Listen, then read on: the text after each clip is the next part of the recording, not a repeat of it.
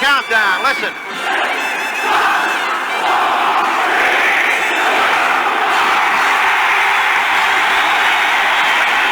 And look at this scene as the Giants defeat the Minnesota Vikings 24-23. Alex Webster on the shoulders in a tremendously emotional thing here at Yankee Stadium. With the Giants getting off with a stunning upset over Minnesota 24-23. Well, hello. Thank you so much for taking time out of your day to check out this video. And welcome to the Gridiron. And I just want to make a video just showing some respect to George Young, who was just recently inducted into the Professional Football Hall of Fame, and just kind of go over how important he was to this organization and how important he was to all four of our Super Bowls that we won, right? 2 of them directly and the other 2 indirectly. This video also has a lot of Baltimore flavor to it. So if you don't like Baltimore, I want to cut the video off now and get the heck out of here because it's got a lot of Baltimore flavor to it. So anyway, George Young, who was born on September 22nd, 1930, in Baltimore. Grew up in Baltimore. He went to school. He was very good at football. He went to school at Bucknell. Came out of, he was a defensive tackle there. He was very good at Bucknell, very good defensive tackle. He was so good that he got drafted by the Dallas Texans in the 1952 draft. Now, he didn't make the team, but that just goes to show you how good he was. The Texans, the Dallas Texans, 52 happened to be their last season anyway, because they didn't fold up, but their team was so bad that the league took it over and they gave the team to Baltimore. And in 1953, they became the Baltimore Colts. Once again, Baltimore. Anyway, George, he stayed stayed in Baltimore. He was a very good teacher, and not only was he a good football player, he was a great teacher, and he was a very good coach. He coached football for 15 years. From 1957, from 1959, to 1967, he coached at Baltimore City College, the powerhouse, Baltimore, yes, that Baltimore City College, that powerhouse. He coached there, but he coached for 15 years. And in the 15 years, he won like 6 Maryland Association championships, or whatever it is. He was a good coach, really good coach. So in 1968, his coaching at Baltimore got the eye of another Baltimore coach, Don Shula, the coach of the Baltimore Colts, who got George Young as like an assistant coach. He had a few different jobs, but pretty much like an assistant coach. So from 1968 to 1974, he was with the Baltimore Colts. The first year there in 1968, they won the NFL championship. They beat the Cleveland Browns 34-0 in Cleveland. Unfortunately, this year they also played in Super Bowl III, where they got embarrassed. They lost to the Jets. 1970, they went back to the Super Bowl V. This time they beat the Dallas Cowboys 16-13. So he was there from 68 to 74. After 74, he went to the Miami Dolphins. He was the Miami Dolphins from 75 to 78. He was the director of player personnel. So from 68 to 78, those 11 seasons, he was with the Colts and the Dolphins. Now this is where he starts coming with the Giants. The Giants were co-owned 50%. Wellington Mara owned 50% of the team, and Tim Mara owned 50% of the team. And they could not get along at all. They were feuding over football operations since like the late 60s, and it showed because since 1964 they stunk.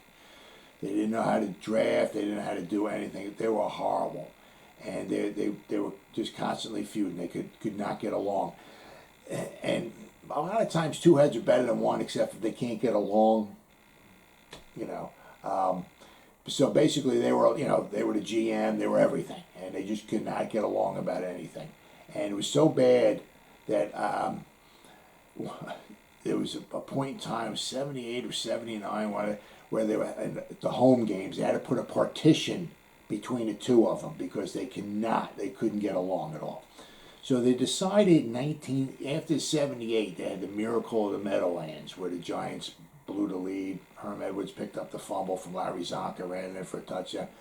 That got Coach McVay fired. Randy Robustelli got fired. Offensive coordinator got fired. They kind of cleaned house, and they got Ray Perkins in. But the first order of business was they wanted to get their own GM in there, and they couldn't. Once again, the two of them couldn't agree on anything. If one guy recommended somebody, the other guy was going to disagree. If this guy recommended something, the other guy was going to disagree. They couldn't. So they had to have the commissioner of football, Pete Rozelle. They asked him for a recommendation. Now, Pete Rozelle knew of George Young, and he thought highly of him. So he had to approach. He told Wellington Mara of George Young, and Wellington Mara is kind of agreed. So that's a good pick. But Wellington couldn't go to Tim and say, I think we should get this guy, because Tim would disagree. It didn't matter who, they were just going to disagree. So Pete Rozelle had to go to both of them and say, I recommend George Young be your general manager. And they both agreed. So in the beginning of 1979, George Young became general manager of the New York Giants. One of the first things he did was he really took advantage of the draft. The draft was king, which showed, because the Giants from 1964 to 68 and all that years that they didn't have a number one, because they were trading away their picks, for the next shiny thing to come along. They would trade their picks away, get a guy, and it didn't really make them much any better. And then the next year would come around, and they don't have any picks. So the first thing he did was he drafted Phil Simms. Now, the only thing, I got a little problem there. I love Phil Simms, but Joe Montana was there, and he didn't pick Joe Montana. We got Phil Simms. So that was the first order of business. First pick ever, quarterback, Phil Simms, Morehead State. He was also inspirational he obviously drafted Lawrence Taylor. He drafted Carl Banks. All these guys he drafted. He also hired Coach, you might know, Bill Parcells. Got him 1983 season after Ray Perkins went back to Alabama. He's very, very, he did a fantastic job at drafting. Matter of fact, when Giants went to Super Bowl 21, 19 of the 22 starters that the Giants had, George Young either drafted or got traded for. There was only three guys that he did not personally draft or trade for was Brad Benson, George Martin, and Harry Carson. Those three guys. Everybody else did. Brad Delweeser, the kicker, he got them all. So they won 2 Super Bowls, obviously Super Bowl 21, Super Bowl 25. They went to the playoffs 8 times under George Young. 1981, 84, 85, 86, 89, 90, 93, 97. All right, they went to the playoffs. He was the executive of the year 5 times. Man knows what he's doing. Did an absolutely phenomenal job, all along. In the early 90s, 94 to 97, they brought in a guy named Ernie Accorsi, and he became the assistant general manager. Ernie Accorsi was also with George Young in Baltimore from 1970 to 1974. He was a public relations director in Baltimore for 5 years. So that's where George Young and Ernie Accorsi first met each other. So then he brought Ernie Accorsi in, and he was a GM for 4 years until George Young retired after the 97 season. But so he did phenomenal, absolutely phenomenal in the 80s, drafting guys, coaches, and everything. Did an absolutely phenomenal job. Once the '90s hit, things started changing a little bit. Unfortunately, after Parcells left, we let Bill Belichick go to the Browns. We hired some guy named Ray Hanley. He coaches for two years, and we got rid of him. Thank you, God. Things just started changing. In 1992, the free agency started rolling around. There was a salary cap in 1994. George, he was kind of like an old school kind of guy, and he had a hard time with the salary cap and hiring for the free agency. He would sign guys, undervalued guys, thought maybe big contracts, and some of his core players, maybe that he drafted, he would just let them go to other teams. So things weren't working out real well. Plus, also, there was 6 years in a row of first-round picks that he made that were just busts. I mean, Jared Bunch, a fullback from Michigan. I mean, we got Derek Brown, a tight end from Notre Dame, who caught 11 passes for the Giants in 3 years. We traded our 1993 pick away in a compensatory draft for Dave Brown, the quarterback from Duke, and he wasn't any good. Thomas Lewis, a wide receiver from Indiana. I mean, Cedric Jones, a defensive end from Oklahoma with the number 5 pick. Ray Lewis is on the board, and you're taking Cedric Jones. I mean, oh my God, horrible pick. Thankfully for him, his second and third round, the later picks, thankfully, were so superior to his first round picks. Kind of like Jerry Reese, 2015 taking Eric Flowers with the first round pick. Second round pick was Landon Collins, so much better. 2016 taking Eli Apple. Second round pick, Sterling Shepard, so much better. It was kind of the same thing there. I mean, in his later round picks from 91 to 96, we got Keith the Hammer Hamilton. We got some guy named Michael Strahan, Felipe Sparks. We got Amani Toomer, Tiki Barber, Jesse Armstead, Jason Sehorn. Those guys were the building blocks of our 2000 team that went to the Super Bowl. Of course, we got killed, but those guys were the foundation. I couldn't imagine if we hit on all those 6 draft picks from 91 to 96, how good we possibly could have been. But anyway, so he failed on the first rounders, but some of the later ones were pretty good.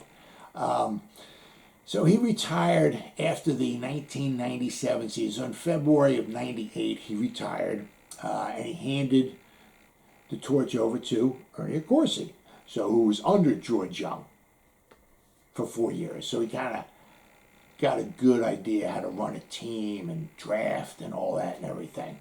And Ernie Accorsi was with the Giants, was GM from 2008 to 2006. And Ernie Accorsi, of course, drafted Eli Manning, who got us 2 Super Bowls.